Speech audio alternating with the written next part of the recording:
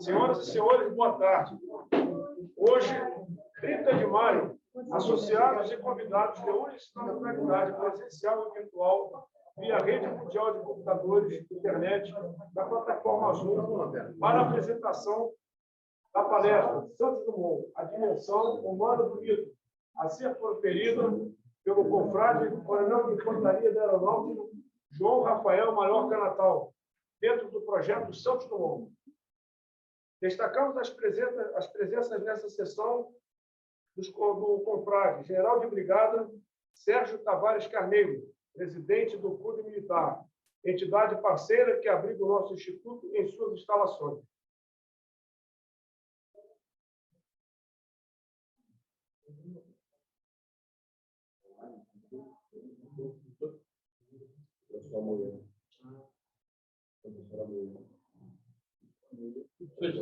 Professor Amoedo de Barros, primeiro vice-presidente do GHMB.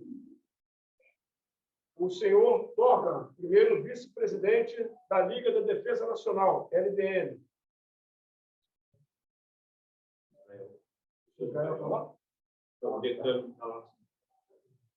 E também a presença no meio virtual do engenheiro professor mestre Israel Weiberg, decano do nosso instituto.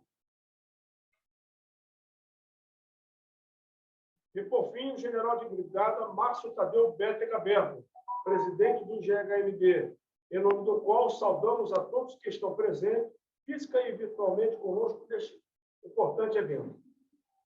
O presidente do Instituto realizará a abertura da sessão. Boa tarde a todos, amigos, amigas presentes, confrades e confreiras, todos que estão aqui no nosso ambiente e virtualmente. Estamos iniciando uma atividade, uma experiência. O nosso auditório está passando por reformas, o clube está passando por uma reformulação, e nós estamos agora utilizando as instalações aqui do próprio Instituto, as nossas salas do 12º andar. Um pouquinho menos confortável que o auditório, mas nós logo voltaremos para lá se a nossa experiência não der certo. Lá no auditório, nós tivemos um trabalho grande de reformulação, colocamos mesa de som, o som está maravilhoso. Aqui eu peço paciência para o nosso pessoal que está na internet. Não adianta, a gente sabe que o som é mais fraco, a internet aqui é mais fraca, mas nós investimos lá no auditório. Mas, por força maior, tivemos que nos mudar aqui temporariamente aqui para cima, para o 12º andar. Eu lembro que é uma experiência que estamos fazendo. Porém, a próxima semana, no dia 6 de junho, que será a primeira terça-feira, nós faremos lá no auditório, que será em sequência ao nosso almoço de confraternização. Então, nós vamos fazer a primeira terça-feira de cada mês, o almoço de confraternização e a palestra lá no auditório. Então, para a terça-feira que vem, por favor, mantenham isso em mente. Com essas palavras e dando as boas-vindas a todos, declaro aberta mais esta sessão Sentinelas da História do nosso Instituto de Geografia e História Militar do Brasil, desta terça-feira, 30 de maio de 2023. Hoje, com o tema dedicado ao Sesc Centenário de Alberto Santos Dumont, o pai da aviação. Boa tarde a todos, muito obrigado. Secretário, por favor. Avisos administrativos. Solicitamos aos presentes que apoiem sua assinatura nas listas de presença. Solicitamos ainda que não se esqueçam de anotar seus nomes no bate-papo chat para registro das presenças e confecção dos diplomas. Teremos agora a palestra Santos Dumont, a dimensão humana do mito. Leitura do extrato resumido do currículo do palestrante. O coronel de infantaria da aeronáutica, veterano João Rafael Maiorca Natal, é natural de Porto Alegre, Rio Grande do Sul, tendo nascido a 24 de janeiro de 1961. Ingressou na Escola Preparatória de Cadetes do Ar, EPICAR, em 7 de março de 1977, tendo concluído o curso em dezembro de 1979. Em fevereiro de 1980, inicia o curso na Academia da Força Aérea, AFA, instituição na qual é declarado aspirante oficial de Infantaria da Aeronáutica e bacharel em Ciências Militares, em 12 de dezembro de 1984, na primeira turma do curso de infantaria formada por aquela academia. Durante sua carreira na Força Aérea Brasileira, serviu nas seguintes organizações militares: Base Aérea de Santa Maria, na qual exerceu diversas funções no âmbito do BIFA Santa Maria. Quinto Comando Aéreo Regional, qual desempenhou diversas funções no âmbito do BIFA 5. Foi também comandante do BIFA 5, chefe da Seção de Mobilização 5 e adjunto da 7ª Seção do Estado-Maior do 5º Comando Aéreo Regional. Comando-Geral de Operações Aéreas, foi chefe da Seção de Logística do COTAR. Batalhão de Infantaria da Aeronáutica, Especial do Galeão, no qual foi comandante. Escola de Comando e Estado-Maior da Aeronáutica, como instrutor. E Operação das Nações Unidas em Côte d'Ivoire, Staff Officer. Serviu ainda como instrutor convidado na Escola de Aperfeiçoamento de Oficiais da Aeronáutica, EAO, na Academia da Força Aérea e Instituto de Logística da Aeronáutica, ILA. O coronel Rafael, além dos diversos cursos de carreira, possui pós-graduação lato sensu em História Militar pela Universidade do Sul de Santa Catarina, Unisul, e é mestre em Ciências Políticas e Relações Internacionais pela Universidade da Força Aérea, UNIFA. É autor do livro Pensando em Educação, uma história da Escola de Comando e Estado-Maior da Aeronáutica, bem como coautor das obras Brasil, 200 anos de Independência e Dicionário de História Militar Brasileiro, verbete. No momento é associado titular emérito e diretor segundo secretário do Instituto de Geografia e História Militar do Brasil, IGHMB, bem como associado da Academia de História Militar Terrestre do Brasil.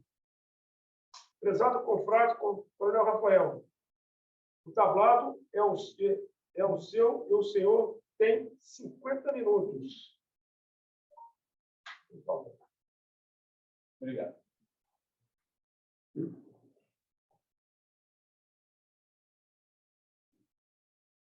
Senhoras e senhores, mais uma vez, quero dar as boas-vindas a todos, agradecer pela sua presença e pedir desculpa por dar as costas aqui para alguns, mas a exiguidade do espaço assim o exige.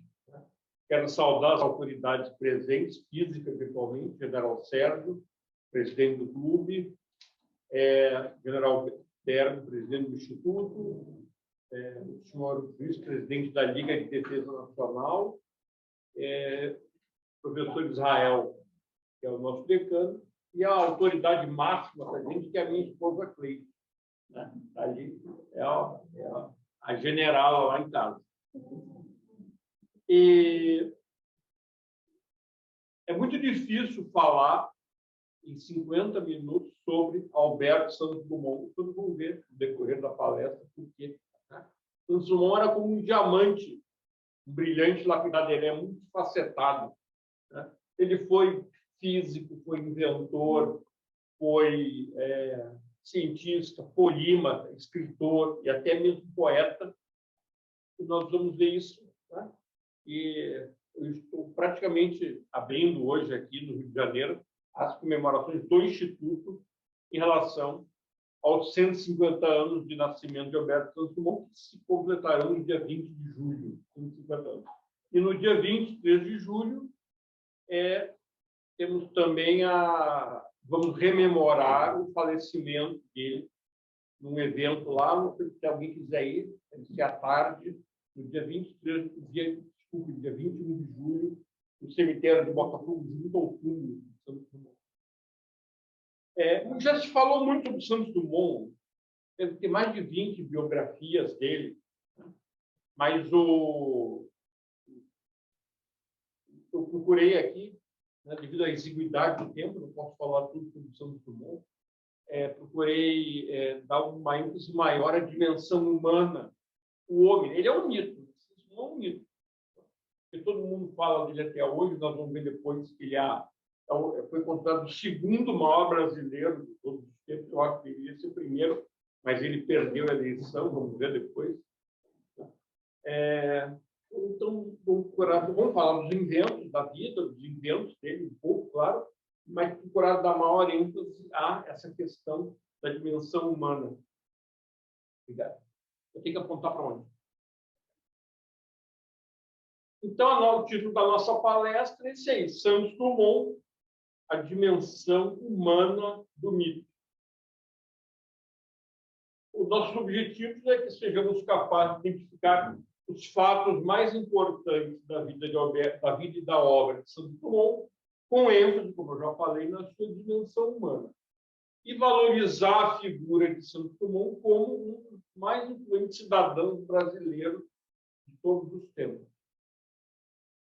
Vamos seguir esse roteiro bastante singelo, vamos falar um pouco sobre a vida dele, os inventos, falar um pouquinho também, uma ênfase maior no terceiro capítulo, que é a dimensão humana, o ser humano, né? Existe todo mito tem um ser humano, né? Uma versão humana, uma dimensão humana, eu quero explorar isso um pouquinho. Finalmente, o legado, né? Por que hoje a gente fala tanto de Santos Dumont, a gente cultua Santos Dumont? Né? Então, vamos ver alguma coisa sobre a vida dele.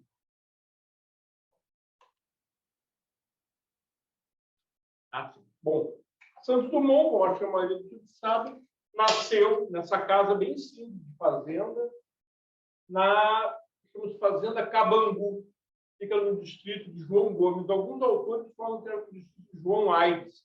Existe uma certa confusão. O distrito de João Gomes é uma coisa e João Aires é outra. Né? Na época, era um distrito da cidade de Barbacena. Depois, no final do século XIX, virou um município chamado Palmira. Muita gente conhece pelo queijo Palmira, aquele queijo bola que tem numa lata, né, que é delicioso. Eu não posso comer porque eu sou diabético, eu sou gorduroso, mas eu como. E quando ele faleceu, virou município de Santos Dumont. Então, hoje, essa fazenda, essa casa de fazenda é um parque histórico, né? Não tão frequentado como nós gostaríamos, mas de vez em quando vão turistas lá, já tem sempre. Esse parque já fechou, já abriu.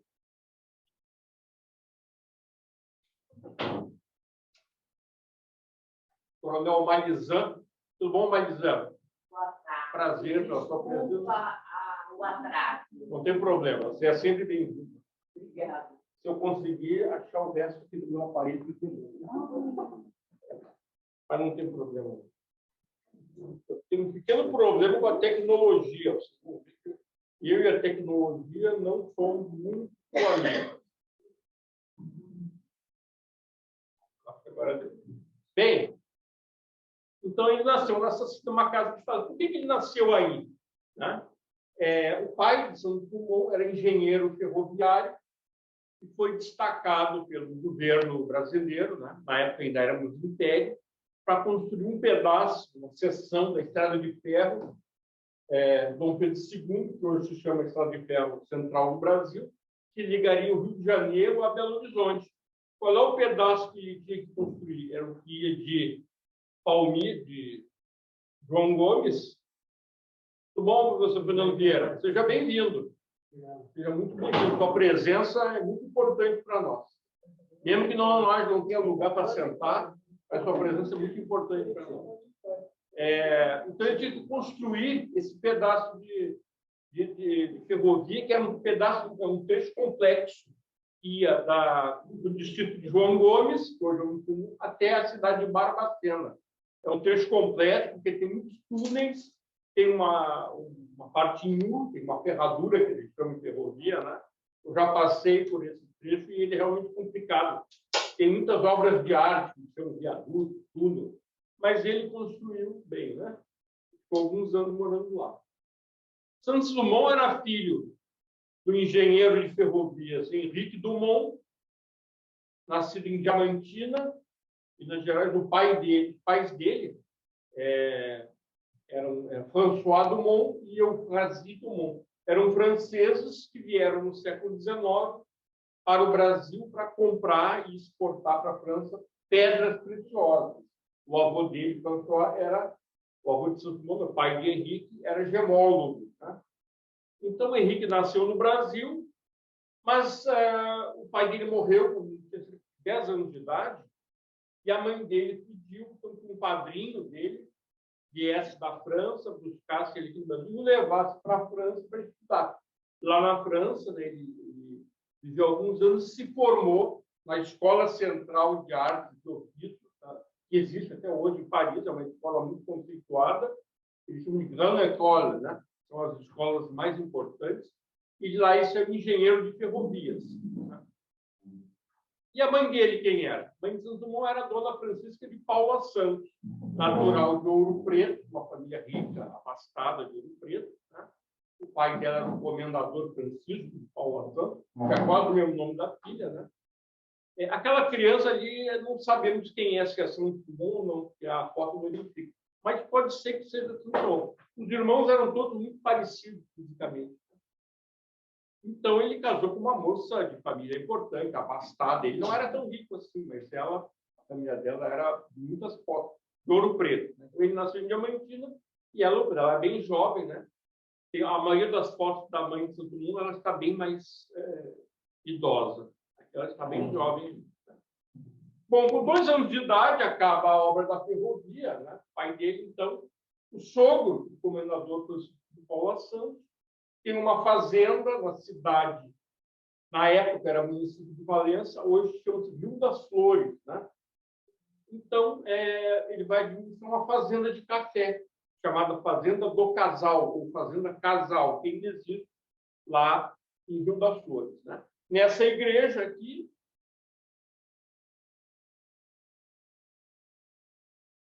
essa igreja, existe, essa foto é recente, a igreja de Santa Teresa d'Ávila, em Rio das Flores, a igreja matriz, Santos Dumont e sua irmã Sofia são batizados. Né? Ele tinha 2 para 3 anos de idade. Eles moraram alguns anos lá, mas depois Santos Dumont ele brigou com o sogro. O sogro depois faleceu. A esposa, a mãe de Santos Dumont, né? Dona Francisca, recebe uma herança. Então, o que Henrique Dumont faz? Se muda para Ribeirão Preto e compra uma fazenda, em 1879. Ele adquire a fazenda Arindiúva, também chamam de Arindeúva ou Orindiúva, Ribeirão Preto. Ribeirão Preto. Terras virgens, né? Tudo mato. Tá? Essa fazenda que ele comprou eram terras virgens, nunca plantadas, a maioria era floresta, que pertencia à família Junqueira, que era uma família tradicional, e até hoje uma família muito tradicional lá na área de Ribeirão Preto.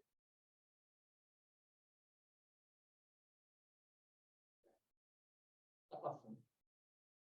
Bom, lá então, primeira coisa que ele faz, constrói uma casa, que é essa casa que vocês estão vendo, que existe até hoje, que depois a fazenda foi, eu vou contar, foi vendida, foi comprada por uma companhia inglesa, e essa casa ele construiu para a família dele. Né? É uma casa grande, não é luxuosa. Henrique Dumont era muito prático com dinheiro, ele não gastava com nada. Essa casa existe, eu a visitei semana passada, e é a sede da prefeitura de uma cidade chamada Dumont, fica a 1h30 de Ribeirão Preto. Tá? A casa é a prefeitura, várias secretarias, e tem uma sala dentro da casa. A casa é bem grande, parece que não, mas ela é bem grande. Tem uma sala com 16 metros quadrados. Lá dentro é um pequeno museu dedicado à memória de Santo Dumont. É a cidade de Dumont, né? A fazenda acabou virando uma cidade. Em São Paulo. Lá ele viveu de 6 aos 18 anos, mais ou menos.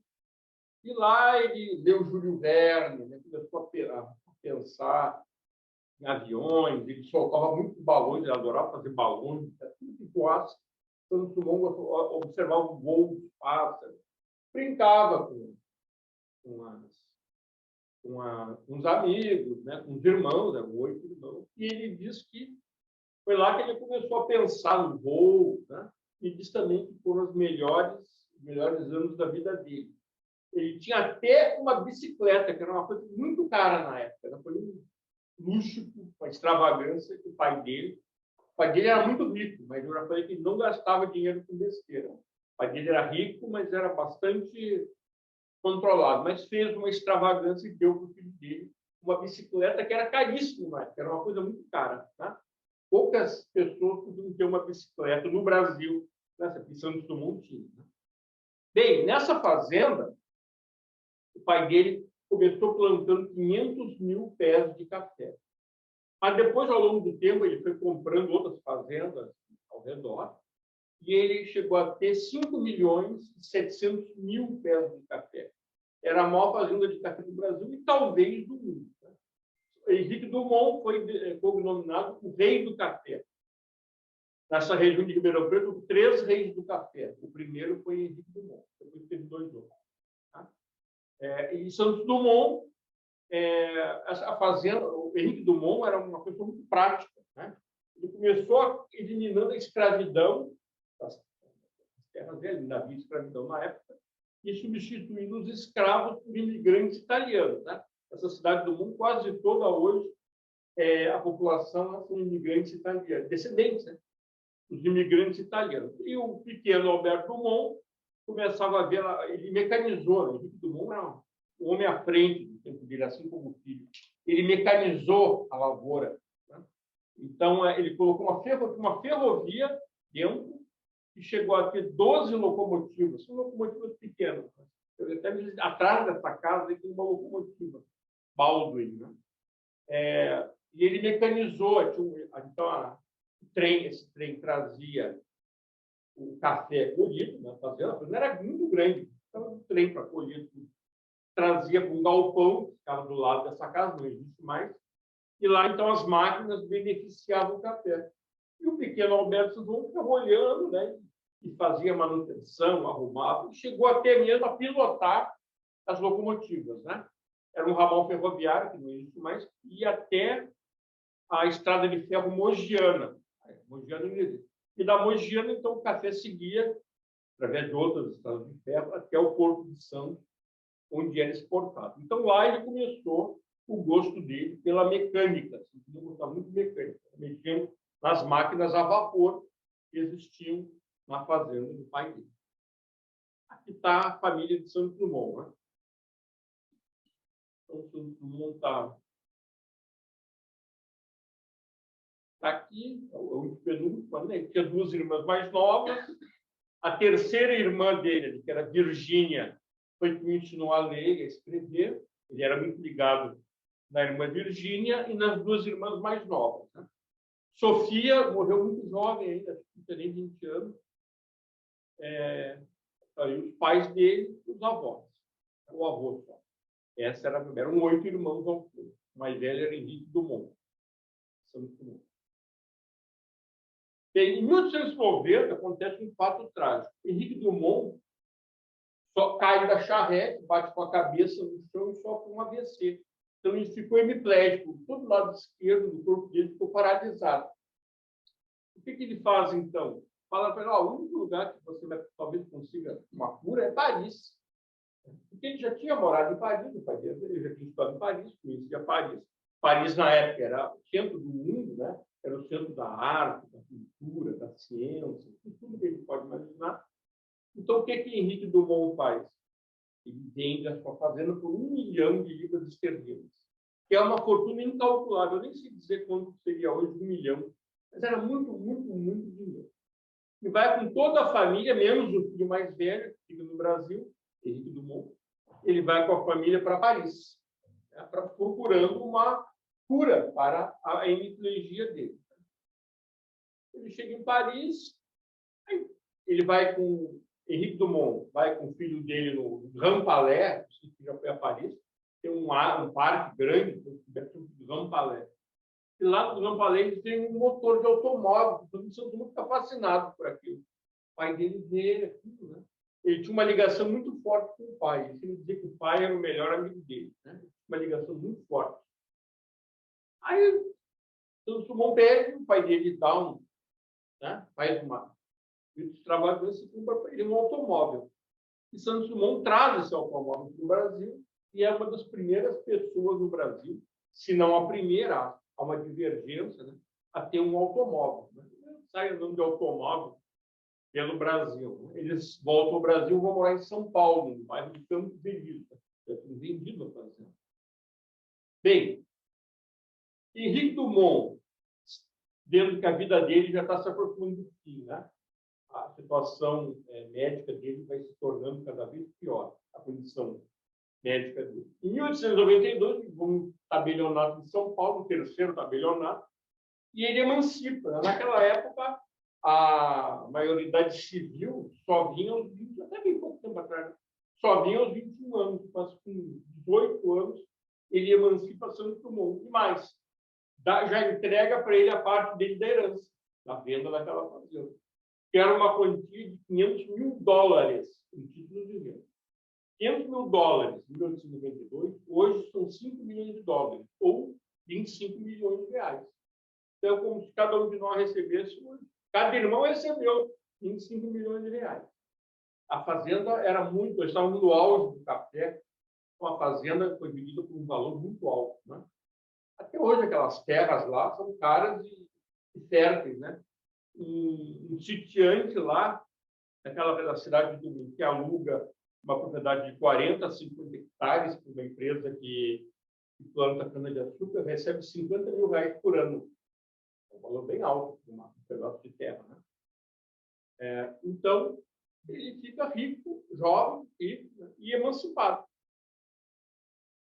Então, ele volta para Paris, ele resolve fixar residência. O pai dele falou, o pai dele fez, vai para Paris, que é só lá que vai estudar mecânica. Não quero que você se faça doutor, porque era muito comum na época no Brasil, o bacharelismo. O que era o bacharelismo? Os pais pagavam por estar em Coimbra, em Londres, em Paris, só para ter o título de doutor, né? O bacharelismo não queria que Santos Dumont fizesse isso, ele queria que Santos Dumont cumprisse com a vocação dele, né? Que era inventar, criar, desenvolver coisas na área da mecânica. E Santos Dumont mora em Paris, mas de vez em quando vem ao Brasil, né? Vai e volta, vai e volta. Ele passa algum tempo em Bristol, na Inglaterra, na Universidade de Bristol, onde ele estuda navegação. Antes de navegação, ele queria saber entender de navegação marítima, ele faz 2 cursos como ouvinte em Bristol, né? Vem ao Brasil regularmente. E numa dessas vindas ao Brasil, ele passa numa biblioteca no Rio de Janeiro e viu um livro para vender. Esse livro era um livro sobre a expedição que estava sendo preparada desse explorador sueco chamado Salomon Auguste André. Apesar do nome francês, ele era sueco, esse senhor aí. O que o André queria fazer? O que ele queria fazer?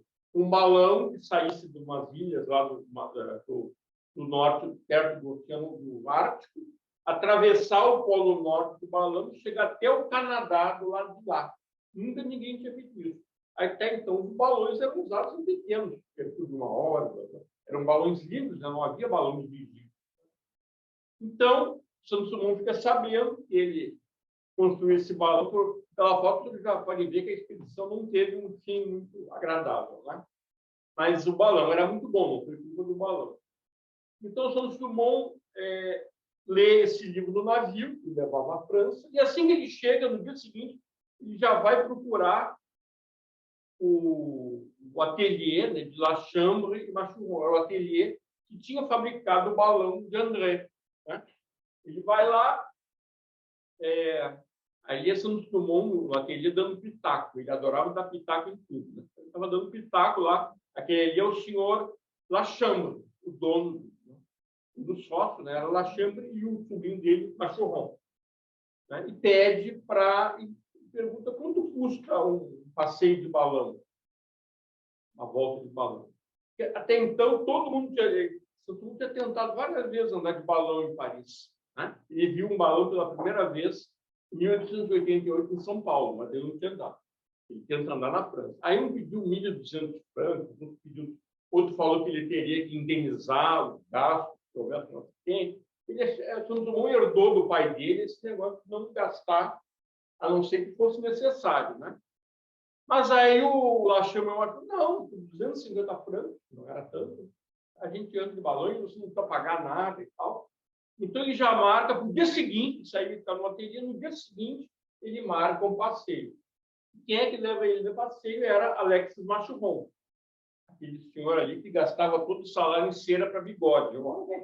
Aquele bigode, eu acho que metade do salário dele. Naquele tempo, as pessoas tinham o costume de passa cera na ponta do bigode, aquele bigode bem armadinho, assim, né? Alex Machuron ter servido no exército francês na seção lá de balões de guerra, né? Então ele faz a primeira ascensão dele no balão. Não é esse balão é o balão é aquele balão que eu falei para os senhores do André, né? Mas era uma barquinha semelhante, né? Só que com dois era ele e o Machuron só, né? Tinha tudo isso aí, tinha âncora, tinha lastro. O do André tinha até pombo correio, né? Como você pode ver ali à esquerda. Em cima ali, você pode ver que é uma corda e uma válvula. Quando o balão descer, o balão subiu, o que eles faziam? Jogavam o lastro por fora, sacos de areia, né? E para o balão descer, puxava a cordinha, o hidrogênio ia saindo lentamente, né, o gás, e o balão, desse tudo certo, o vento muito pousaria, então, suavemente. Né? Ele faz e já de imediato, o piloto Machuron, que ele está totalmente à vontade, né? Ele não fica com medo, não fica com vertigem, estava totalmente à vontade, estava no meio dele. Né? Depois de uma hora, eles saíram às 11 horas da manhã, né? Depois de uma hora, eles descobriram que uma igreja lá embaixo bateu meio-dia, e Santos Dumont falou: pô, eu quero almoçar. Santos Dumont era um gourmet, ele gostava muito de comer bem, de se vestir muito bem, de comer muito bem. Só comia nos melhores restaurantes. Isso aí não é economizava. Ele só comia nos melhores restaurantes de Paris. Então, ele disse que queria almoçar, e o Machuron disse: não, mais uma hora para a gente descer, pegar um trem, dobrar um balão. Aí todo mundo que fez. Pegou uma cesta que tinha levado, abriu. O que tinha lá dentro? Almoço para 2 pessoas. Ovos cozidos, vitela, frango, queijos, doces, frutas, champanhe, licor e a última coisa, o que era? Quem precisa de café do Brasil. Ele gostava muito de café. Santos Dumont e o café tem uma ligação muito grande, porque a riqueza dele veio do café. E ele gostava muito de café. Era um grande bebedor. E ele dizia: o café, quando a gente bebe, é preto, mas quando é verde, ele é vermelho. Porque o café, quando está verde, o grãozinho, a frutinha é vermelha. E o café. Então, Santos Dumont inventou também a refeição de bordo, 5 estrelas. E inventou também a quentinha VIP 5 estrelas. Né? O almoço tinha vindo do restaurante Cascades, em Paris, um restaurante que existe hoje ainda, é muito caro. É uma pena que, hoje em dia, quando a gente vai no avião, a gente ganha ou um copo d'água, ou um biscoitinho, ou nada. Ou nada. Né? Então, se Santos Dumont está se virando no túmulo, né? Porque ele inventou uma refeição de bordo 5 estrelas. Mas vamos lá. No dia seguinte, a esse voo, ele encomenda ao ateliê de Machuron e Lachambre um balão. Aí ele chega lá e fala: eu quero um balão de 100 metros cúbicos. Até então, os balões tinham de 2.000 a 5.000, era enorme. E ele fala: não, isso é impossível. É impossível subir um balão de 100 metros. Não vai subir, é muito pequeno, tem pouco gasto.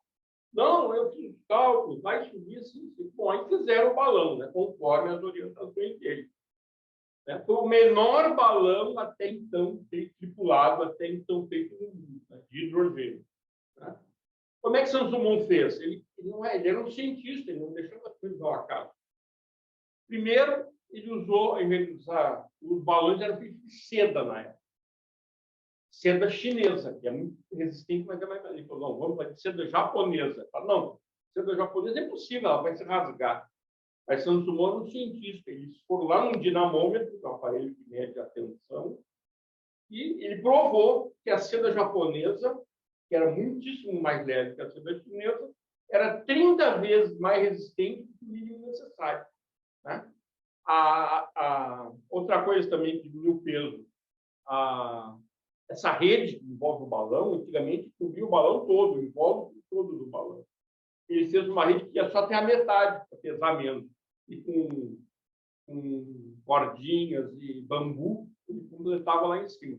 A cesta do balão, a nacelle, a barquinha, que era para 3 pessoas, ele reduziu para 1 pessoa. E ele era muito magro. Ele pesava 50 quilos, no máximo 60. e uma série de outras modificações, e ele voou, esse balão, todo mundo não voar, fez 200 ascensões sem nenhum incidente. Tá? Então, com essas 200, ele dominou a navegação no balão livre. Aí, pessoal, agora eu vou me dedicar que é o balão chamado Brasil, né? Voou a primeira vez em 4 de julho de 1898. Ele queria um balão de 100 metros cúbicos, conseguiu de 113. Estava bom, já.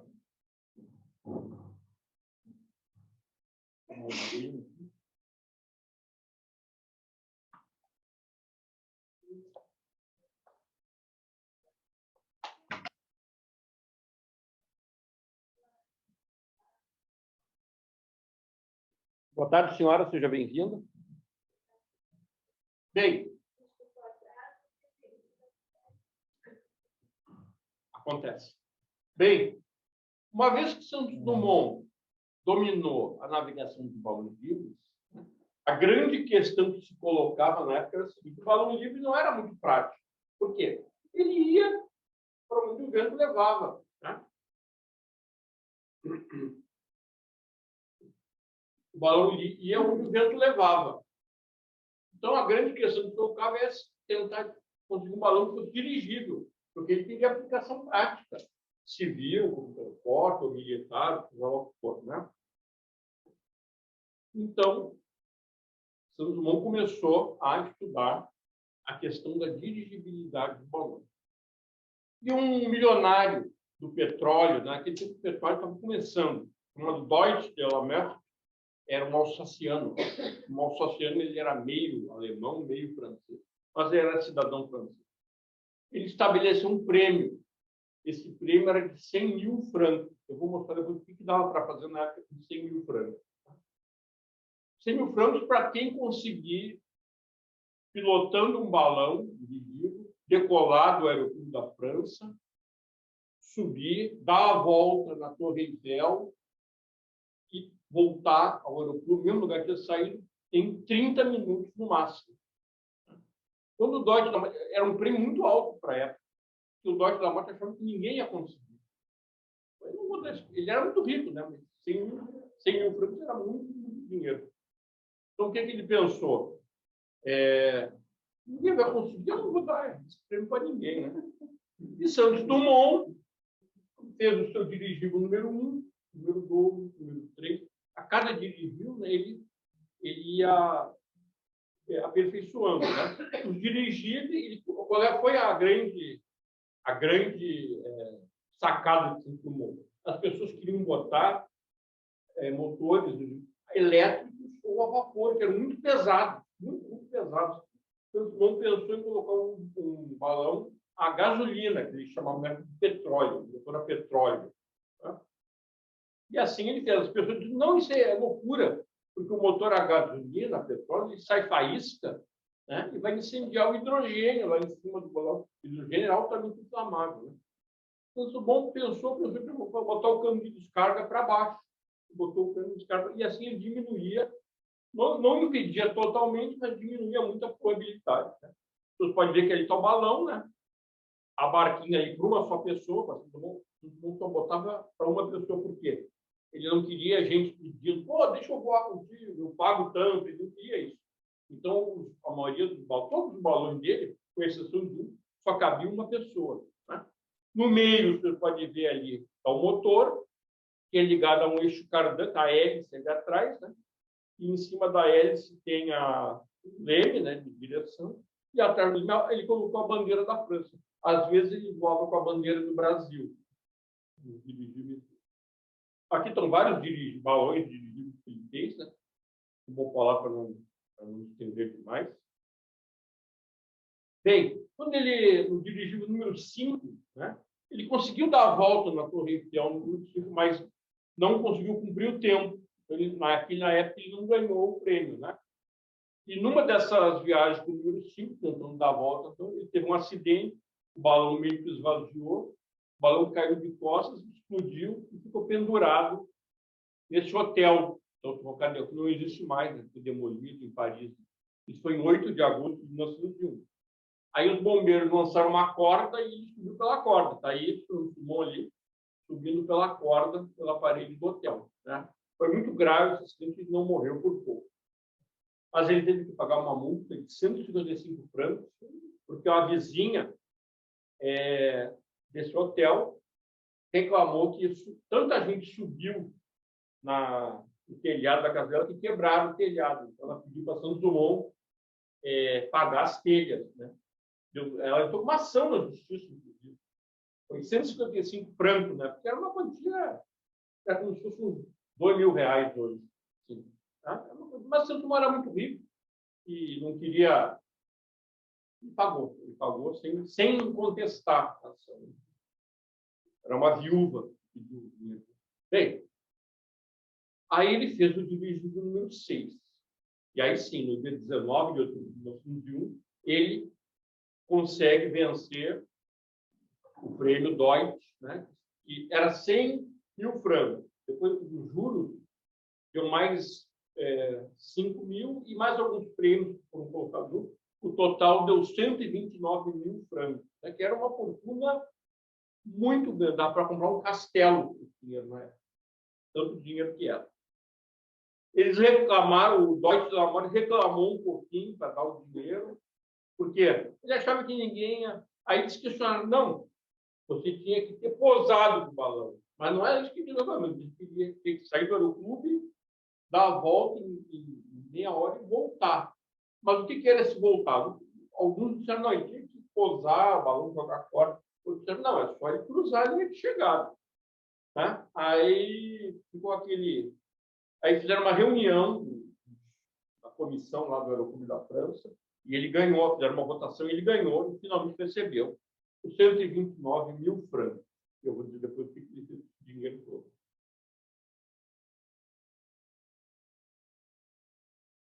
Bom, ele fez o desvio 7, 8, o 9, cabe a gente falar, foi um dos menores. O Santos Dumont tinha essa questão de fazer os aparelhos dele cada vez menores.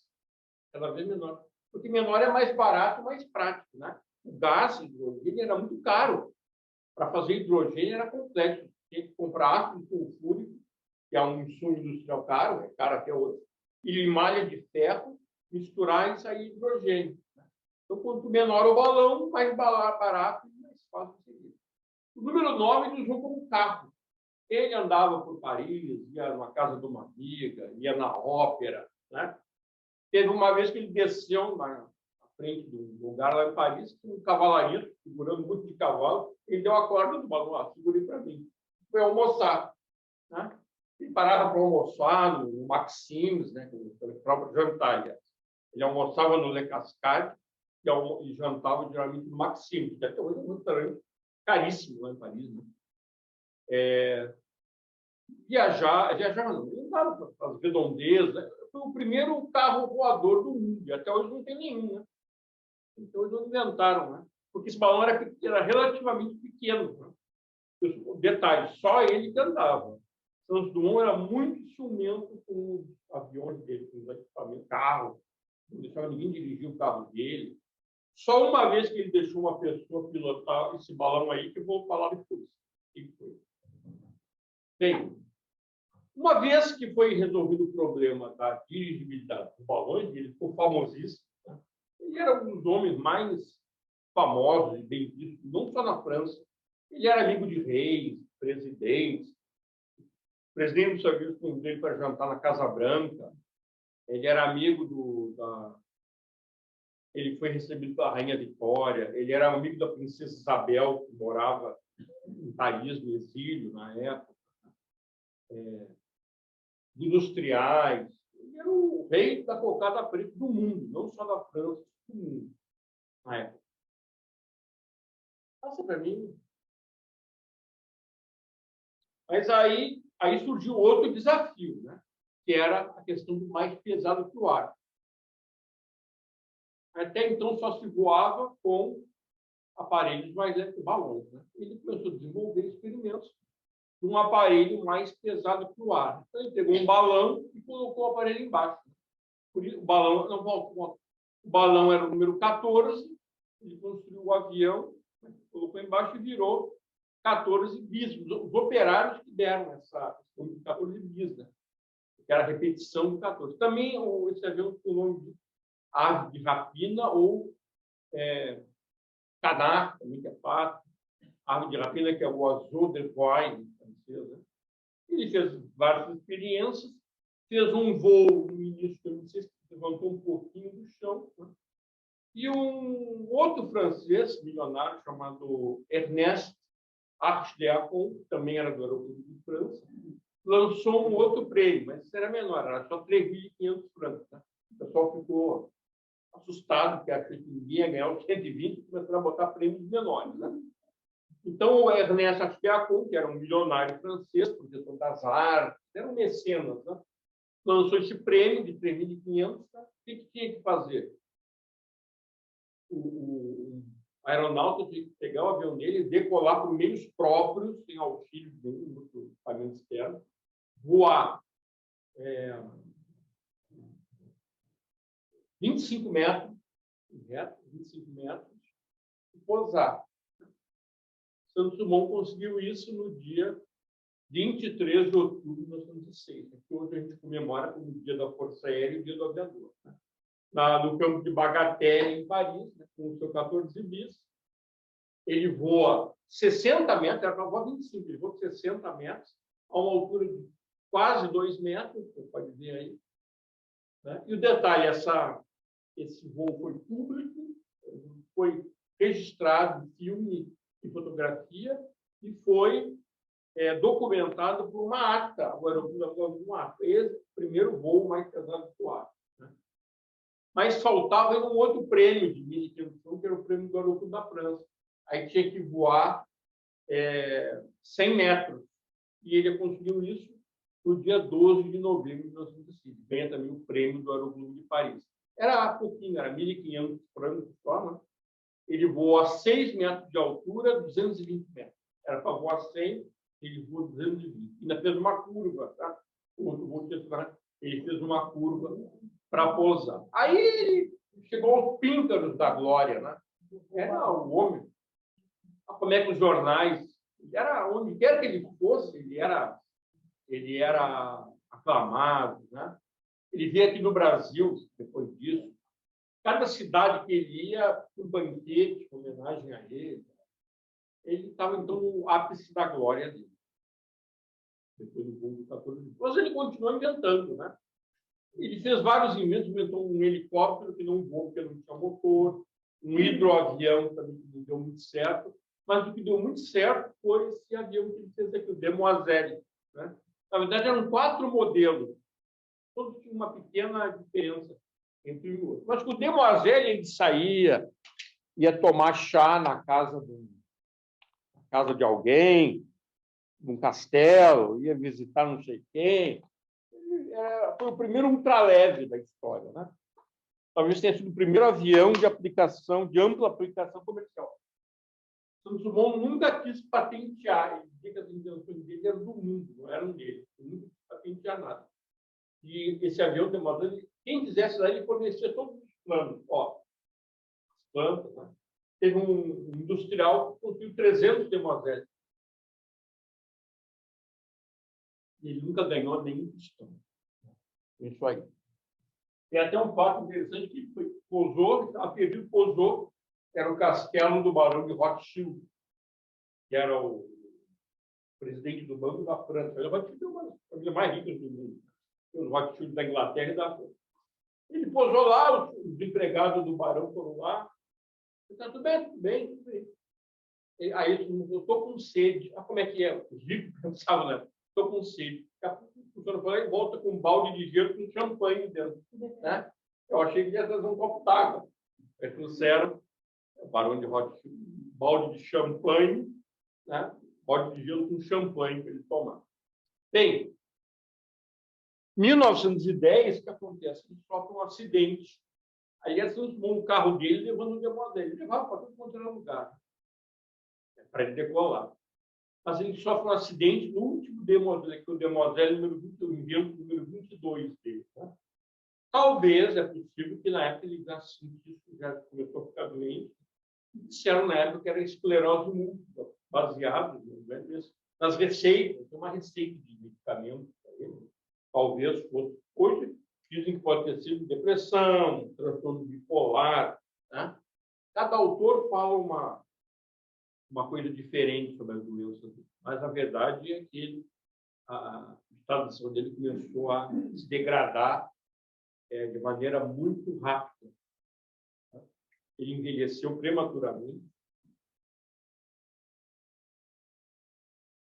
E ele inventou outras coisas curiosas também. Uma das invenções curiosas é esse aparelho aí, que a esquiadora tem nas fotos, chama-se conversor marciano ou transformador marciano, o aparelho marciano. Não era para andar em Marte, era para subir. Santos Dumont uma vez estava esquiando, desceu e não tinha força para subir, ele já estava um pouco doente, né? Então ele inventou esse aparelho, que isso aí é complicado, alguns autores falam que era uma hélice que a mulher levava, e fazia ele subir a montanha esquiando, mas não era. É que não dá para ver nessa foto, não tinha alta definição, né?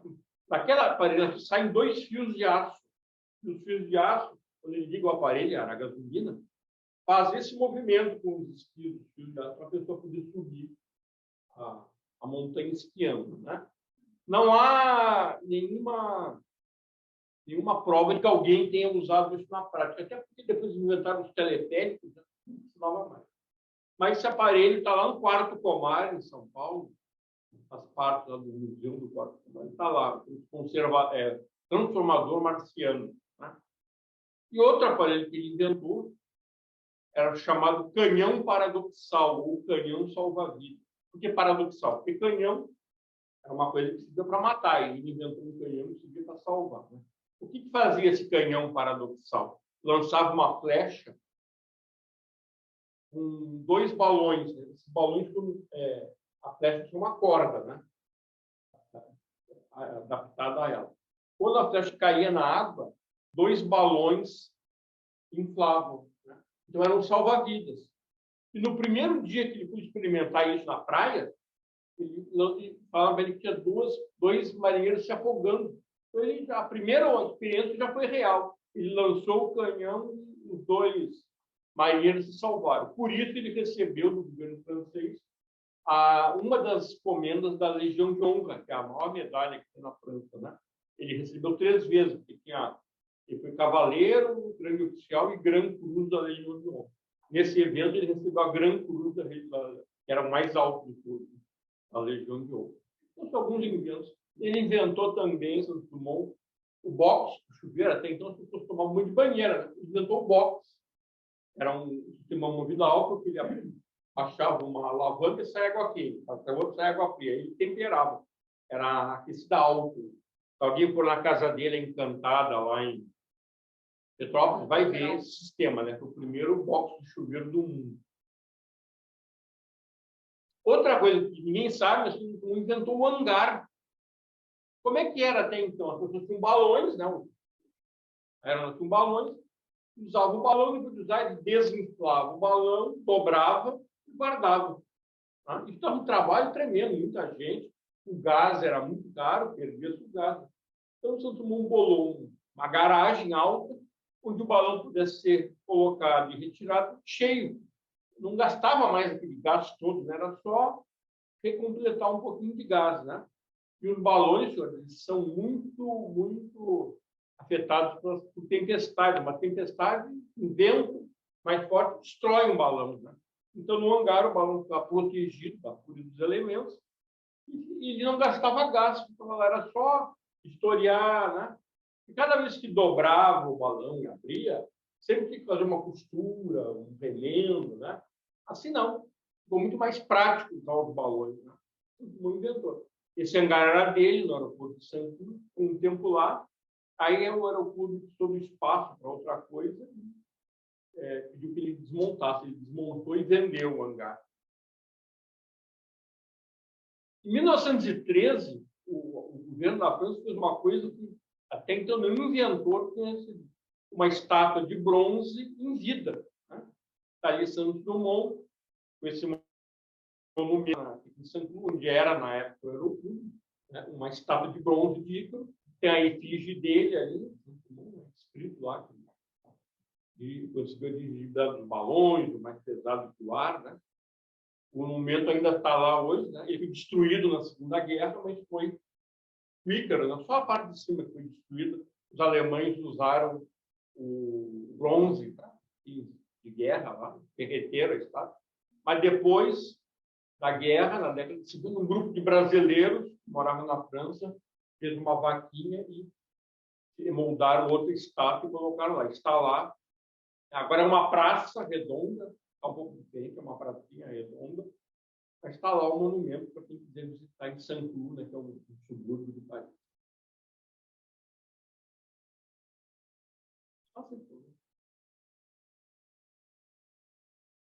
Bem, agora vamos chegar então ao, eu acho que é o supra-sumo da nossa conversa, que é a dimensão humana de Santos Dumont, né? Muitas pessoas falam muitas inverdades sobre ele, tem muita lenda, né? Vamos procurar desmistificar um pouco isso aí e falar da dimensão humana dele. E o Santos Dumont tinha uma característica de sabia se relacionar com as pessoas da elite, né? A maioria dos amigos dele era um homem famoso, eram também pessoas famosas. Ele sabia se muito bem, e até mesmo com as pessoas simples, né? A maior parte dos prêmios que ele recebeu foram entregues aos pobres de Paris. Aqueles 129 mil francos, ele não foi nem um tostão para ele. Foi tudo dado para quem precisava, né?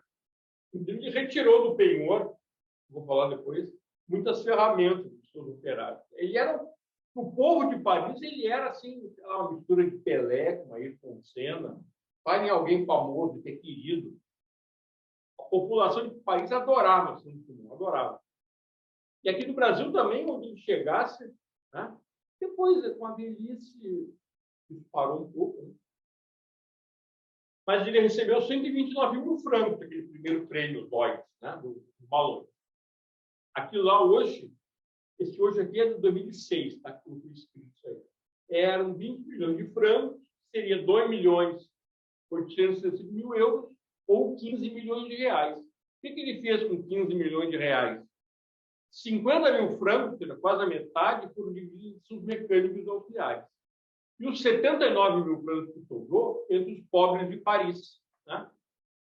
Ele ficou sabendo, naquela época, muitos operários eram donos das suas ferramentas. Então, quando o operário ficava desempregado, ou um problema de finanças, o que ele fazia? Ia numa loja de penhores e penhorava as ferramentas. Era a única coisa que ele tinha, né? E conseguia um dinheirinho lá para comer. Né? Só que ele não podia trabalhar. Como é que ele ia trabalhar sem as ferramentas? Então, todo mundo ficou sabendo disso, que muitos operários com o penhor, e ele falou que todos os penhores de Paris ele ia pagar o resgate.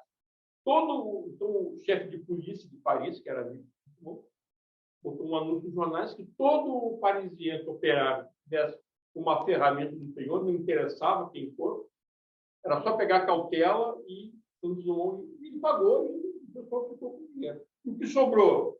O chefe de polícia de Paris distribuiu o dinheiro para os pobres em pacotinhos de 20 euros, 20 francos cada um. Né? Então, o que podia... Com 100 mil euros, 100 mil francos naquela época, se comprava um castelo luxuoso. Né? Hoje, o castelo foi comprado há pouco tempo atrás por 15 milhões de euros. Era mais ou menos uns 129 mil francos. Esse castelo aqui na Aquitânia foi comprado por 15 milhões de reais, né? Equivalia aos 20 milhões de francos ou 100 e poucos mil francos da época. O senhor vê o tamanho da quantia, ele renunciou, ele não precisava nada. Ele era rico, né? Não precisava disso. Mas para os pobres de Paris, na população de Paris, ele virou um grande herói. Né? Tá? Muito humano. Por isso que eu falei, eu falo da dimensão humana dele. Outra coisa, Santos Dumont adorava crianças, né? Ao contrário de muitas pessoas que na época ficavam incomodadas com as crianças. Ele adorava a companhia das crianças e de gatos. Ele adorava gatos. Né? Fiquei sabendo de uma leitura há pouco tempo. Ele gostava muito de gatos. E as namoradas? A sexualidade é uma coisa muito debatida entre historiadores. né? Mas eu vou, fruto das minhas pesquisas, tem mulheres que participaram da vida dele. Eu não posso afirmar se elas foram namoradas, se foram amigas, se era relacionamento, se eram amantes. Não posso afirmar nada disso, porque não há documento, não, testemunho que possa afirmar isso com certeza. Mas ele teve relações com muita mulher, não sei que tipo de relação. Uma das primeiras foi essa moça, a Ida de Acosta. Era uma moça muito bonita, era uma socialite. Hoje a gente dizer que era uma socialite cubana, mas cuja família morava nos Estados Unidos, eram advogados muito ricos, né? E ela estava em Paris, passeando. Todo mundo naquele tempo, o que é Paris? Né? Se não fosse a Paris, não estava com nada. Se não fosse a Paris, era pobre.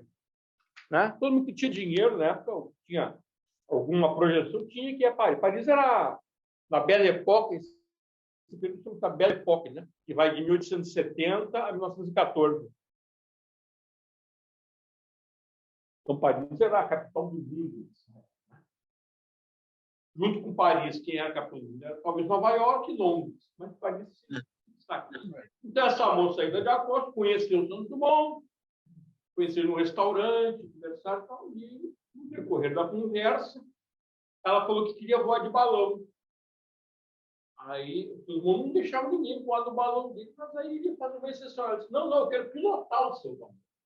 Quer pilotar? Quero. Ele ficou tão entusiasmado com aquilo que as mulheres eram mais feministas na época, né? Essas mulheres aí eram as líderes, né? Dos movimentos feministas da época. Ele deixou e ela fez ali, o balão número 9, ela fez a primeira ascensão de uma mulher, ela pilotou o balão liberar de bicicleta, tentando acompanhar. Ele pegou um lenço com ela, então quando ele fazia assim com o lenço era para fazer uma manobra, ele fazia assim com o lenço era para ir lá de bicicleta.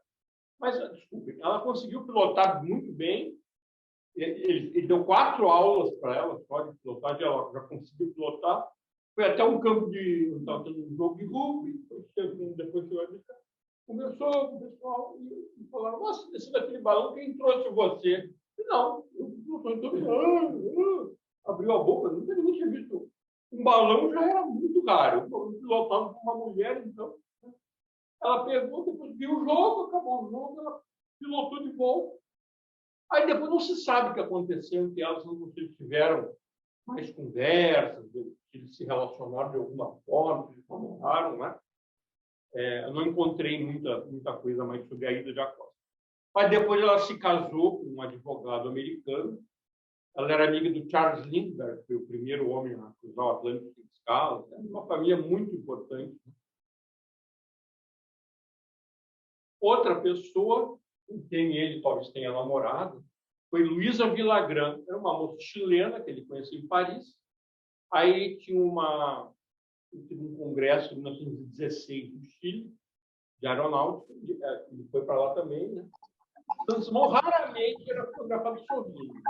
Ele estava rindo aí porque ela era importante para ele. Era uma moça muito bonita, não parece na foto, mas ela era muito bonita, e rica também, né? Todas as mulheres de Santos Dumont eram muito ricas. Eram milionárias, pessoas importantes, porque era o meio onde ele vivia. Né? E Luísa Villagrán, ele passou uma temporada no Chile com ela, depois ele foi para Buenos Aires, ela ficou. E os amigos dele dizem que ele está muito feliz lá no Chile, que ele veio muito feliz lá. E ela deixou uma foto para ele, e hoje está lá na Encantada. É a única foto de mulher encantada. Se todos forem lá ver, essa foto está lá, em cima da mesa lá do Santos Dumont, lá em Petrópolis. Luísa Villagrán. Outra que ele quase casou foi uma outra americana muito rica também, chamada Edna Powers. Não tem uma foto boa dela, infelizmente. Eu procurei aqui em Santos Dumont com a Edna Powers, em Paris. Ela passou uma temporada em Paris também. Paris havia uma comunidade norte-americana muito grande, né? Pelos motivos que eu já falei. E, inclusive, saiu um jornal e eles iam se casar, iam ficar de noivo. Ele nunca escreveu nada de ter ficado noivo dela, mas nos jornais, sim. Né? Então, Air King to Ed, Pretty Yankee Girl. Né? Rei do Ar vai se casar com uma linda moça Yankee. Aqui um desenho dela, da Edna Palmer. E tem uma carta que ele escreveu para Pedro, um amigo dele, onde ele fala: enfim, aqui chegou a querida no dia tal, no dia 19. A querida era, não falo o nome dela, mas pela época os historiadores tiveram a conclusão que era a Edna Palmer, né? Mas depois, por algum motivo, ele falou que não ia mais casar com ela e ela sumiu da vida dele. Não sabemos o que aconteceu, né? Santos Dumont era em relação a isso, ele era muito reservado, discreto, né? Diferente de hoje, que a pessoa dá um beijo na boca de onde bota na rede social, bota na revista, bota no jornal. Não, ele era um cavalheiro, ele jamais falava. Né? Tem até um fato estranho de uma moça, uma moça casada, que encontrou com ele num restaurante, em Paris, era no Maxime, se não me engano, e o senhor falou que queria voar com ele, eles almoçaram, saíram, e ela só voltou para casa no dia seguinte, ela era casada, só voltou para casa no dia seguinte, às 10 da manhã. O marido, era um cara chamado Smith, que era inglês, entrou com um processo contra Santos Dumont por adultério. Né? Mas ele disse que não passou a noite com ela disse que não também, e o cara não conseguiu provar, então ficou por isso mesmo. Mas está lá o processo, até hoje lá, o historiador de conflito, né? Lá na Justiça de Paris, arquivado. O que aconteceu? Ninguém sabe, ele nunca tocou nesse assunto, falou que não passou a noite com ela disse que não passou a noite com ele, mas ela só chegou em casa às 10 da manhã do dia seguinte. Né? E ela tinha um enteado, ela era casada com um mundo bem mais velho. Ela tinha um enteado, o enteado viu ela com ele. Né? Aí que ele está com o enteado, lá na Justiça. Quem era a pessoa que estava com a senhora Smith? Era o rapaz do balão, era o homem do balão. Santos Dumont era muito conhecido como o homem do balão. Né? Então, é uma coisa meio enigmática, porque não há mais nenhum outro documento além desse processo que está arquivado na Justiça de Paris. Não se sabe nem o nome da moça, né? Só sabe que era a senhora Smith. Bem, além de Edna Palmer, outra pessoa já era um pouco mais velha, ele conheceu, era uma milionária americana, para variar, né? E o detalhe é que ele só se envolvia com mulheres bem mais jovens. Todas essas moças que eu estou falando aqui eram bem mais jovens, assim, tipo 30 anos mais jovens. Ele era que nem Charles Chaplin também, só se envolvia com mulheres. Essa aqui era Lurline Spreckle, ou Sperkle, né? Eu vi o nome dela de diversas maneiras. Ele conheceu também em Paris. Né? O pai dela era um usineiro americano de San Diego, dono de usinas de açúcar, um homem muito rico. E o pai dele até achou legal ela namorar um. Essa segunda foto, foi tirada bem depois. Pode ver que é uma mulher muito bonita mesmo, já mais madura. Era uma moça muito bonita. Mas a mãe da Lurline, que estava com ela em Paris, não gostou e levou ela de volta para os Estados Unidos e acabou com a festa de Santos Dumont. Tá bom?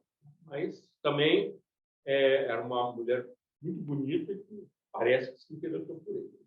Mas tinha uma brasileira também, Yolanda Penteado. Acho que os senhores viram uma série que se chama Um Só Coração, alguém viu? Essa moça, Yolanda Penteado, ela é interpretada pela Ana Paula Rosa.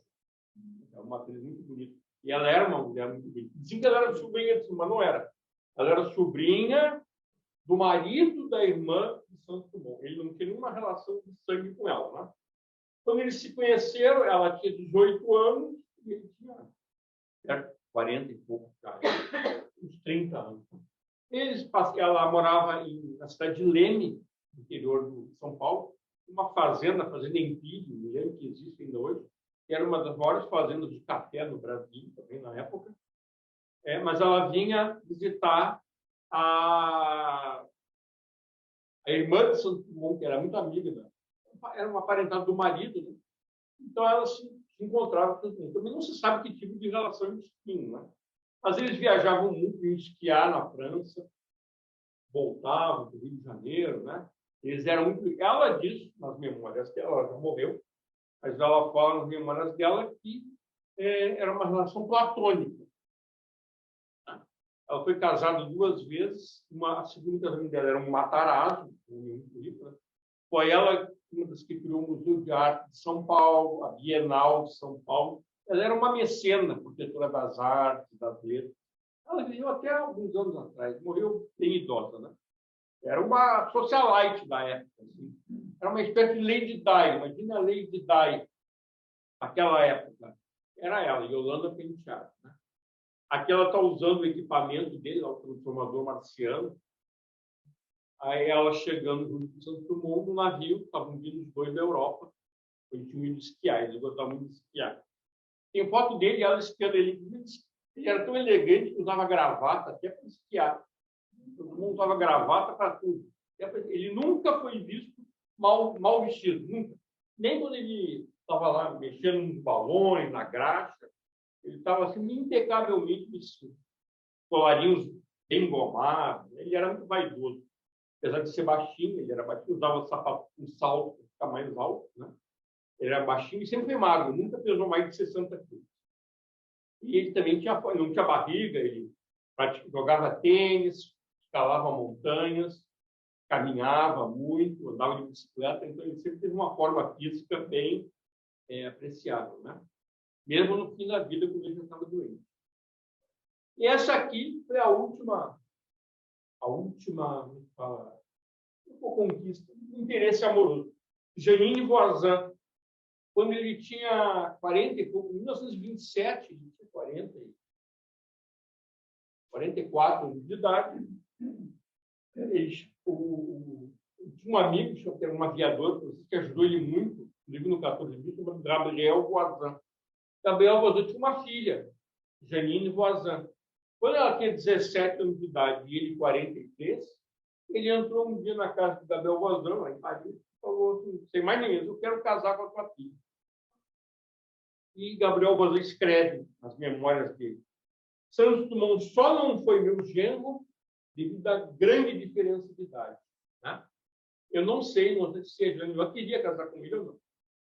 Depois ela ficou famosa, ela era bailarina e atriz, era uma mulher, pode ver, era uma moça muito bonita. Tem até umas fotos dela com pouca roupa, que eu não quis botar aqui, para não causar mais. Ela era uma atriz muito bonita, muito famosa na França, e morreu em 2010, com 100 anos de idade. Né? Era uma artista muito conhecida na França. Né? E foi o último do interesse, né? Talvez amoroso. Ele queria casar com ela de qualquer jeito, mas o Gabriel Voisin não deixou. Sabia que ia dar problema. Não. Ela era muito jovem, tinha essa alma de artista livre. Né? Não se sabe se ela queria ou não casar. Não está escrito em lugar nenhum. Nós achamos na pesquisa nenhuma fonte sobre isso. E, além disso, eu falo um pouquinho da casa dele em Petrópolis, que é uma casa fantástica. É uma casa que parece que saiu assim de dentro do morro, é muito leve. Ela não tem divisões internas, tem 2 andares, né?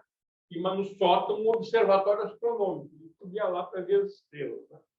Essa casa não tem cozinha, porque na frente dessa casa tinha um hotel, que agora é a Universidade de Petrópolis, Católica de Petrópolis. Um hotel. Então, ele mandava ver as refeições desse hotel. Né? Muito bom, como eu já falei, ele comia muito bem, adorava comer bem, beber champanhe, né? Não era bêbado, não fumava, só uma vez na vida dele ele fumou, ele não fumava, porque dizia que isso era um vício moral. Ele gostava de café, gostava de champanhe, gostava de licor, vinhos franceses, né? Como todo mundo que era da classe social dele naquela época.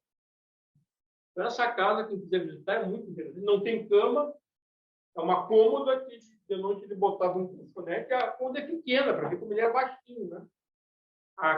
O degrau ali, todas as escadas, só se pode começar com o pé direito, a escada com recorte, ele era super todo, né? Santos Dumont não gostava do número 8, tinha medo, por isso que ele não fez nenhum balão número 8, de 7 ele pulou para o 9. Ele não gostava do mês de agosto, e o acidente dele foi no dia 8 de agosto. Né? Ele quase morreu. Mas ele já não gostava do 8 de agosto bem antes disso. Tá? Isso ficou ainda mais grave. Aquele chapéu dele estava abaixado, porque um dos balões dele pegou fogo no motor. Ele abanou o chapéu ficou tudo despensaado, né? O vento, da fumaça. E ele começou a usar porque ele achava que era um talismã. O chapéu salvou ele naquele dia, ia salvar outro dia, né? Ele recebeu da princesa Isabel, isso foi o Mata Roca que me contou, depois eu confirmei, uma medalhinha de Santo Expedito, São Benedito, a medalhinha de São Benedito que ele levava sempre com ele, onde quer que ele fosse, né?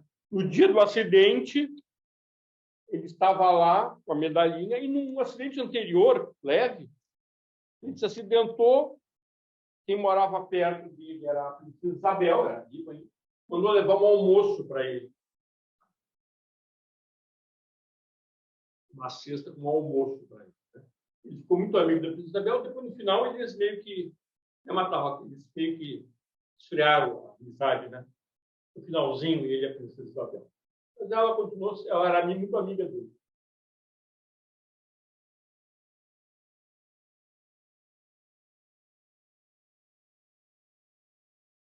Vamos continuar aqui. Passei mais uma coisa. Aqui são algumas fotos dele, aos 18 anos, passa aí. Aos 30 anos, no auge da fama dele, né? Balões da Joia. 40 anos, sempre elegante, né? Também com 40 anos ali. E aí, quando ele recebeu a última, foi a única foto dele que eu acho de cartola. Uma das 3 vezes que ele recebeu do governo francês a comenda da Legião de Honra, que era a maior medalha do governo francês para civis. Era a Legião de Honra. Aqui à esquerda, uma das raras fotos, foi da época que ele estava junto com a Luísa Villagrán, em 1916. Essa foto era em Buenos Aires, ele tinha acabado de chegar do Chile, né? A foto de cima com 40 e poucos anos, já precocemente envelhecido, e a de baixo com 59 anos, no último ano de vida dele.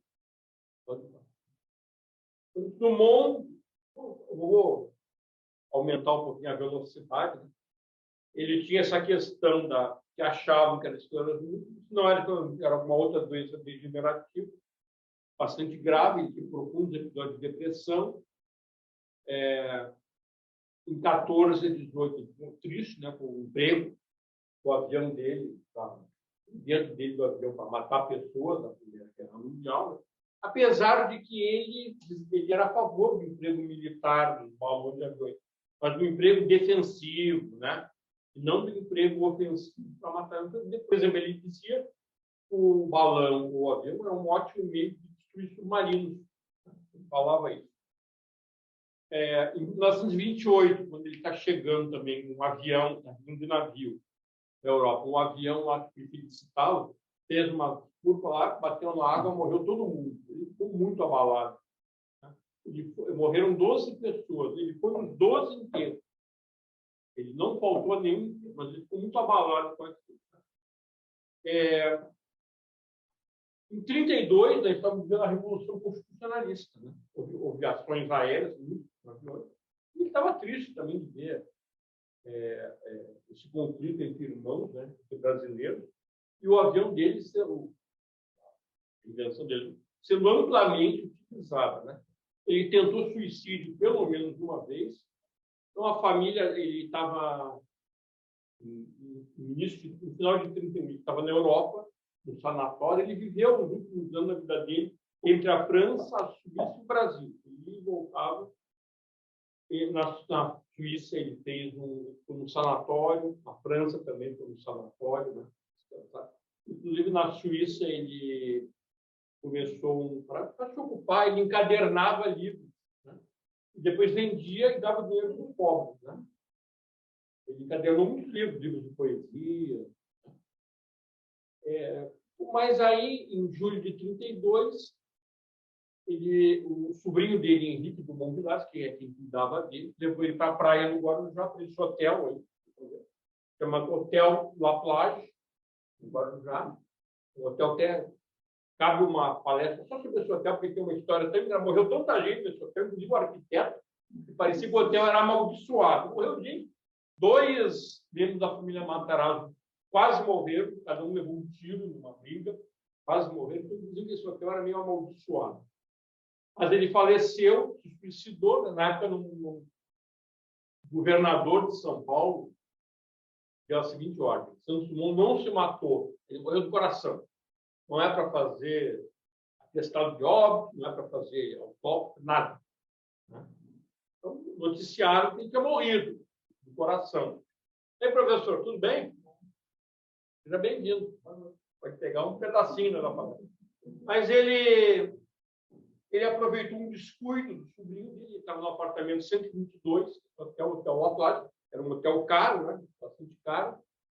O sobrinho dele deu desceu para Fortaleza para fazer alguma coisa. Ele pegou 2 gravatas dele.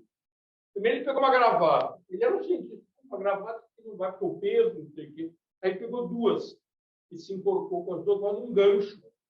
Né? Ele estava tão magro que o gancho cortou uma pessoa mais pesada, aqueles ganchos de parede que foi toalha, uma pessoa mais pesada teria arrebentado, mas diziam, né, que ele era um peixe de óculos, tão magro e abatido que ele estava. Mas ele morreu, uma faxineira viu e chamou o pessoal que trabalhava no hotel, né? O sobrinho dele chegou e viu que ele tinha se suicidado. Mas não foi noticiado na época isso, porque morreu do coração. O atestado de óbito dele só foi feito em 1955. Aí ele morreu, mas ele já tinha andado fazer para ele um túmulo no Rio de Janeiro, no Botafogo, que isso até hoje, onde estava enterrado o pai e a mãe dele. Ele guardou um lugar no meio para ele. Mas, devido à guerra, ele foi balsamado, um médico austríaco, inclusive tirou o coração. O médico foi abrir para embalsamar, tem que tirar alguns órgãos internos. O coração dele era enorme, parecia o coração de um boi, era muito grande o coração dele. Então, o médico tirou e conservou esse, que eu vou contar o que aconteceu com o coração dele. E ele, só em dezembro, com o fim da Revolução Constitucionalista, ele é levado a São Paulo, de São Paulo para o Rio de Janeiro, né, de trem. Aqui no Rio de Janeiro, ele é enterrado, então, no cemitério de Botafogo. O carro funerário dele, durante muitos anos, foi exposto numa loja lá em São Paulo, em Santos, Guarujá, não sei. Há pouco tempo eu fiquei sabendo que esse carro vai ser doado para o Museu Aeroespacial. Uma ótima notícia, né? Porque o carro estava meio... Depois que tiraram o carro da exposição, ele ficou meio abandonado lá. Então, é uma boa notícia saber que esse carro vai no Museu Aeroespacial, carro funerário, e vai receber um tratamento museológico que necessita. Né? Mas ele é enterrado, então, em dezembro de 1932. As honras foram na Catedral Metropolitana, né? Antiga, né? Ele era uma pessoa muito importante. Pode passar. Esse é o hotel onde ele morreu. A outra vista do hotel não existe mais, o prédio maldito foi demolido. E agora o que tem lá? Um prosaico shopping center, shopping La Playa. No mês de outubro, nós pretendemos ir a São Paulo, ir a Santos, Guarujá, e do lado desse shopping, ou dentro do shopping, não digo, né? Colocar uma placa para rememorar esse fato. Não tem nada lá. Teve uma placa que foi roubada há muito tempo atrás. Uma placa foi roubada. Então, a gente quer o busto era de bronze, a placa também. Bronze é caro, né? Roubaram. Agora a gente quer colocar lá uma placa de outro metal, um valioso, talvez até um busto. Alguma coisa também que não seja roubável, né? Colocar lá para manter a memória, né? Essa memória é muito importante. Por favor. Tá. Então, ele está enterrado nesse túmulo, uma réplica do monumento dele lá em Paris, aqui em Saint-Cloud. Ele mesmo mandou construir o túmulo em 1922. Tem 3 pessoas enterradas, ele, o pai e a mãe. Olha só essa foto muito bem feita, que faz a foto conversa com o Corcovado lá. Olha só. Muito, muito bonita essa foto, muito interessante. É um dos túmulos mais bonitos do cemitério de São João Batista, que também é a cripta dos aviadores. Também é muito interessante. Em 21 de julho, é a intenção do Instituto realizar uma cerimônia votiva bem simples. Vamos botar uma coroa de flores, cantar o hino dos aviadores e o toque de silêncio. É uma cerimônia bem simples, para não deixar passar os 93 anos do falecimento de Santos Dumont, por favor. Pretendemos que seja 14 horas, mas estamos negociando isso com a administração do cemitério. É meio complicado isso aí, sabe? Eu achei que era mais fácil, mas é meio complicado. Pretendemos que seja às 14. Mas nós vamos noticiar antes, tá?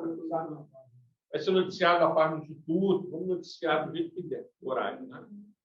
Dia 21, sexta-feira, pretendemos que seja 14 horas. E Santos Dumont deixou um legado, claro.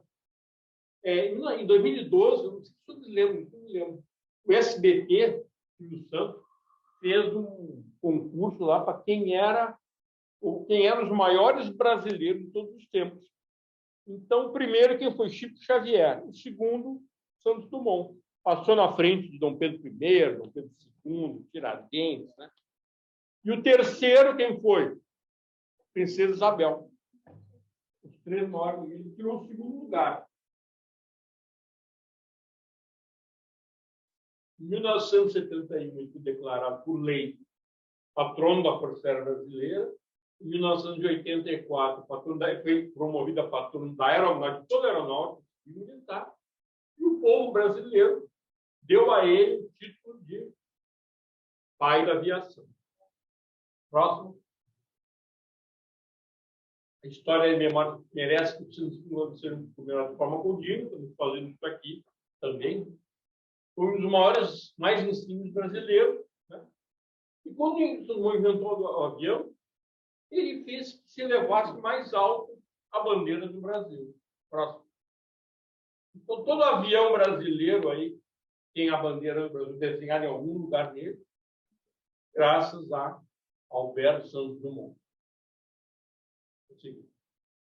O detalhe é aquele estojo ali, chama-se escrínio, né? Globo lá, globo, tentado pelo Ícaro, está o coração dele. Antigamente, esse coração estava na academia da Força Aérea. O austríaco tirou o coração, guardou ele, depois ofereceu para a família, para disse que não queria, mas podia doar para a aeronáutica. Então, a antiga empresa, só os mais velhos lembram, a Paner do Brasil, empresa de aviação, pagou esse estojo que foi feito na França, né? E esse escrínio, né? E doou para a antiga escola de aeronáutica no Japão. Depois, quando a escola foi para a Pirassununga, foi junto. Eu vi isso lá quando era cadete depois. Aquela foto da esquerda é do ano de 1981. Eu posso falar que é de 81 porque eu era cadete nessa época. E aquele senhor de farda era o comandante da academia na época. Brigadeiro Querubim Rosa Filho, foi meu comandante.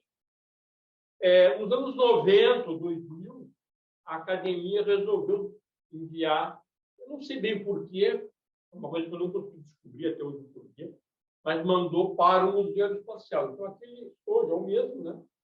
Está hoje no Rio de Janeiro, lá no Museu Aeroespacial, no Campo do Japão.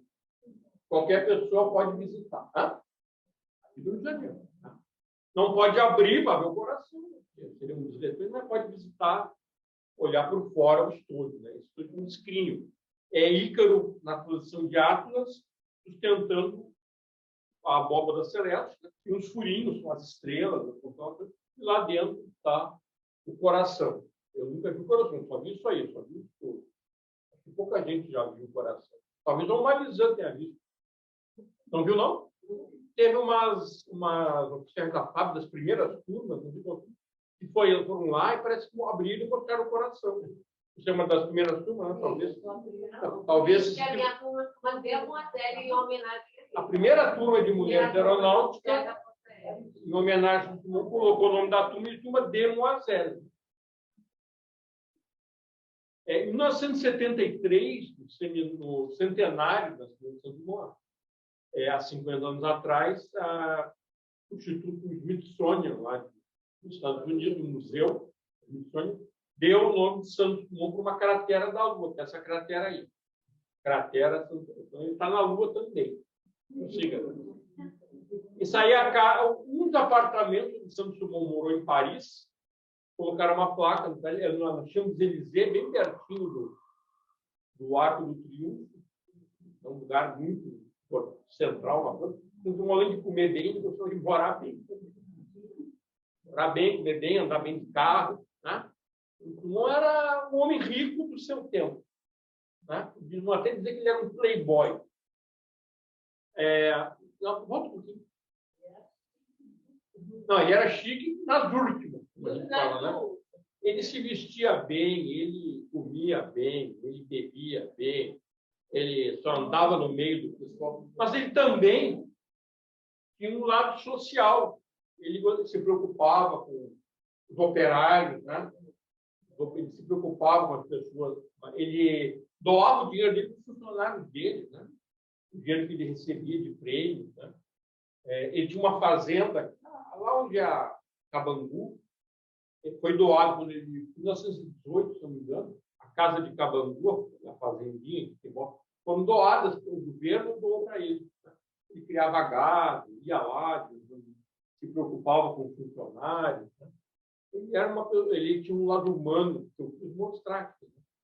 Então, lá, o brigadeiro Bermudes, quando era coronel, adido em Paris, mandou botar essa placa aí. Alberto Santos Dumont, brasileiro, inventor, construtor, piloto, pioneiro da aeronáutica, habitou esse imóvel durante 1913, ele aterrou com o seu dirigível. Ele parava em frente de casa com o balão número 9 dele. Pode prosseguir, por favor. E tem muitos outros legados, né, que não dá para falar aqui uma hora aí. Então, cobrimos esse roteiro. Pode prosseguir. Cumprimos nosso objetivo, tenho certeza, não vou falar de novo. E aqui uma frase que ele escreveu no livro dele. Inventar é imaginar o que ninguém pensou.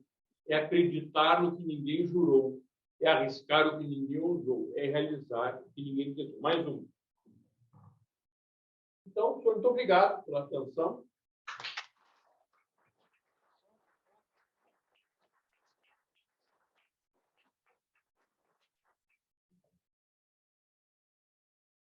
Falei demais, eu falei uma hora, eu falei 1h30. Quase.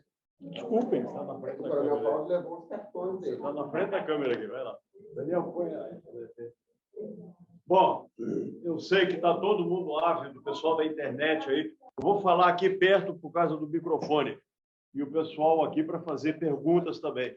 Mas eu vou deixar todo mundo com água na boca, porque nós vamos voltar a falar de Santos Dumont. O Rafael hoje deu para nós uma pinceladinha, um show, uma palestra maravilhosa, e é uma abertura, é um aperitivo daquilo que nós vamos viver esse ano no nosso projeto. Estou muito contente de ver que a minha experiência está dando errada, viu? Graças a Deus que nós vamos voltar para o auditório, né? Porque eu estou vendo que está todo mundo mal acomodado aqui, o pessoal da internet não está ouvindo, e eu estou vendo cheio, olha lá a internet como está cheia de gente. Então, o pessoal da internet, eu estou falando aqui bem perto, vocês estão vendo só minha... Nem estão vendo minha cara aqui, por causa do microfone, porque a gente fez o som lá no... Mas então nós vamos deixar as perguntas. Por favor, anotem as suas perguntas, porque a gente vai continuar esse assunto. O coronel Rafael falou muito bem da dimensão humana dele, e eu vou deixar vocês com mais água na boca ainda. Porque naquela viagem que ele estava em Buenos Aires e foi ao Chile, ele veio ao Paraná. Ele veio ao Paraná, veio de trem até Buenos Aires, de Buenos Aires ele foi... Estou lendo depois.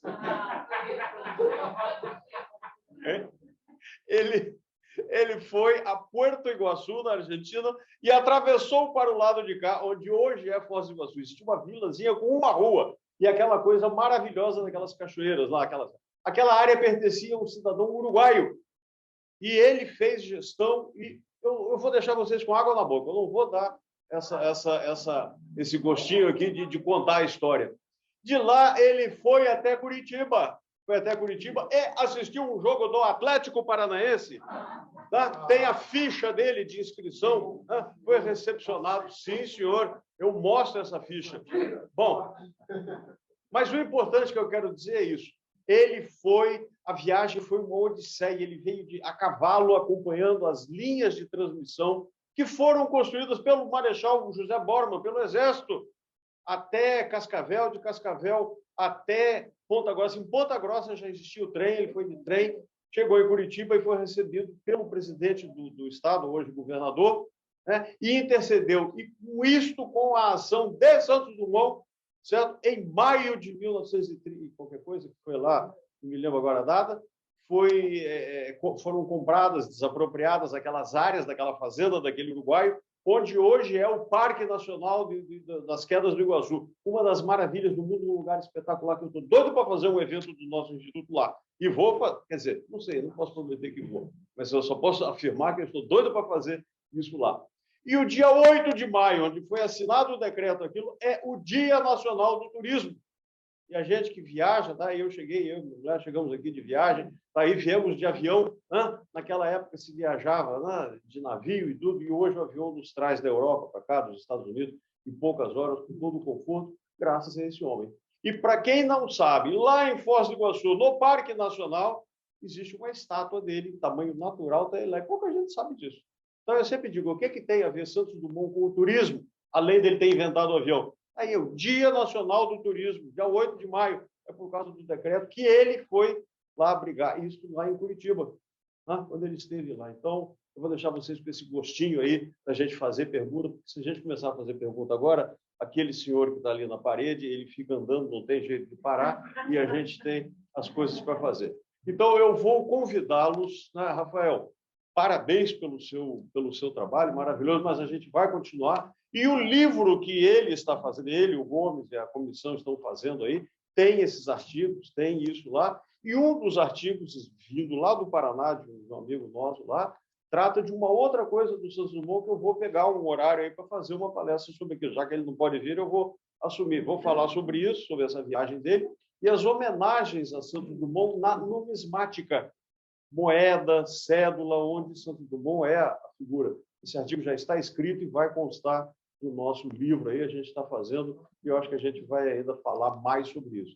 Portanto, meus amigos, perdoem, mas o relógio não nos deixa, mas as perguntas serão feitas e serão respondidas, mas numa próxima que nós vamos marcar ainda. Cadê o Gomes? O Gomes está escondido ali, né? Que está fazendo aí o calendário, né?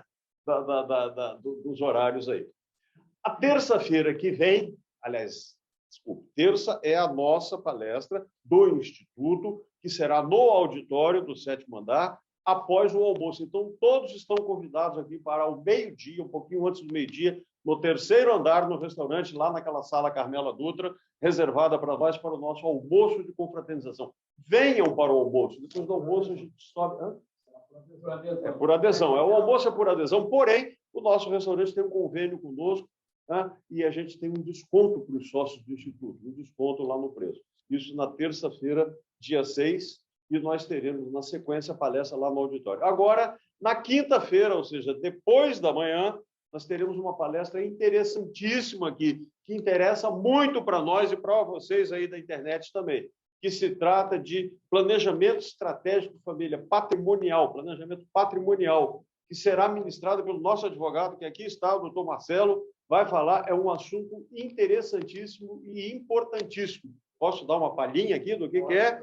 Vamos falar sobre um arranjo familiar hoje que é completamente atendido pela lei, pela legislação, que nos permite a formação de empresas familiares, colocação de patrimônio sob a égide dessa empresa, que diminui o pagamento de impostos, não é nada ilegal, muito pelo contrário, a própria lei incentiva isso, pagamento de transmissão, evita problemas de inventário, de venda de quem tem imóvel. Isto é importantíssimo, é muito interessante. Então, tá, o doutor Marcelo ali vai fazer no dia 1º, ou seja, depois da manhã, lá no 7º andar, às 14 horas também, no nosso bate-horário. E eu já lanço aí o dia 28, vai ser uma palestra minha também, numa quinta-feira, mas aí já é outra história também, lá no nosso 7º andar. Rafael, cadê o Rafael? Cadê o Rafael? Cadê o diploma? Nossa. Traz o diploma, já vem, já traz o diploma.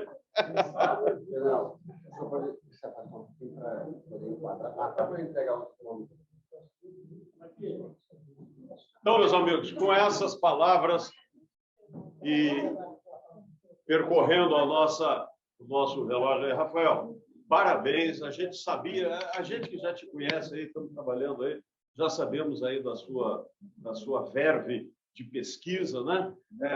O trabalho que você está desenvolvendo aí, com o livro, com essa comissão toda, seguido pelo Gomes, que está escondido aqui atrás, né?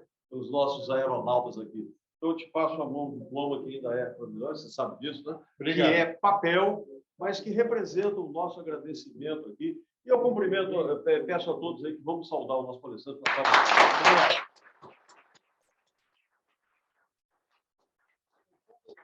Tem foto?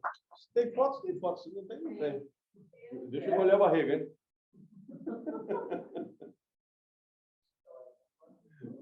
Obrigado.